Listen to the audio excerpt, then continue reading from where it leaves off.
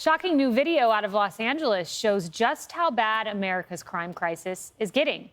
A mob of almost 50 people ransacked a Nordstrom store at a mall. Look at that. This was over the weekend. The group took $100,000 worth of luxury goods, and they did it in broad daylight. Police say that some of them used bear spray to attack a security guard, and there are no arrests yet.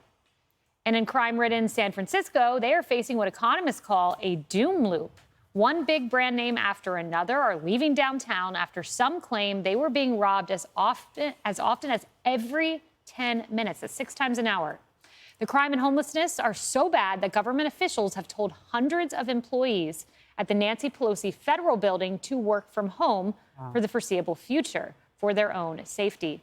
Griff, that Nordstrom's, my husband grew up in California. He said to me today, I've been there so many times. I probably stood in that very spot. It's unbelievable. It's bonkers. And by the way, it's not lost on Nancy Pelosi that the federal building named after her is the one where they're telling people crime's too bad to even come to work today. And it's really Democrats we're seeing in city after city. And, when I saw this topic, I was like, I just tweeted out on Friday afternoon, D.C.'s police union. It's not just California in the failed state they become there. In D.C., for the first time ever, every crime category, violent crime, murder, arson, robbery, sexual abuse, every single category is up right now. Yeah, it's this backward liberal logic, Lisa, where Newsom says, let's lower the penalties for theft under $950. D.C. carjacking's up. Let's lower the penalties for carjacking. Well, because somehow pursuing law and order is racist, and we're still suffering from the Ferguson effect. Well, justice is no longer blind. The politicians keep injecting race into everything. And we're still suffering under the Ferguson effect, where, Michael Brown went and robbed a store, tried to grab a police officer's gun, but somehow he was innocent because he's black, and the police officer was, the racist involved, and he was the wrongdoer. And we've seen this since in all these incidents with Jacob Blake as well. And so that's police reform. Well, no, exactly. And they've cut budgets. They've removed, plainclothes police officers from the street, all under the guise that somehow pursuing criminals is racist. Harris.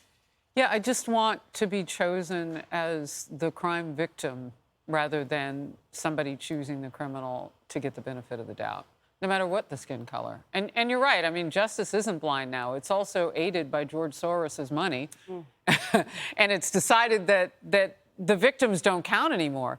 And look, at the end of the day, how do liberals want this to be? I mean, is this where they want every city in America? And I'm sorry, we will not go quietly into that night. I hope they know. You've got to fight this. So why do they think that we want to jump on this train as a country? Where are they taking us? What's the end game? And it happened at that very Nordstrom's in 2021. So this is the second time, Emily. I know, as a long-suffering Californian who had to suffer under Gavin Newsom as mayor of San Francisco and then enjoying his time as governor, it's such a slap in the face for all of those decades that we saw our businesses deteriorating by his regulations and lack of enforcing the law. His dad before him as a state judge who, for example, after the Chowchilla entire school bus was kidnapped and buried alive, he called it a youthful stunt and let the guys out of jail. Gavin followed in his footsteps. It is a slap in the face for me to hear him now say, my biggest gripe right now is we're not prosecuting the lawbreakers in San Francisco. I want to see people held accountable for breaking the law. You know what, Gavin Newsom? That's what every Californian has been saying for years. So you do something about it. Yep, it's on the libs. Hey everyone, I'm Emily Campagno. Catch me and my co-hosts Harris Faulkner and Kaylee McEnany on Outnumbered every weekday at 12 p.m. Eastern, or set your DVR. Also, don't forget to subscribe to the Fox News YouTube page for daily highlights.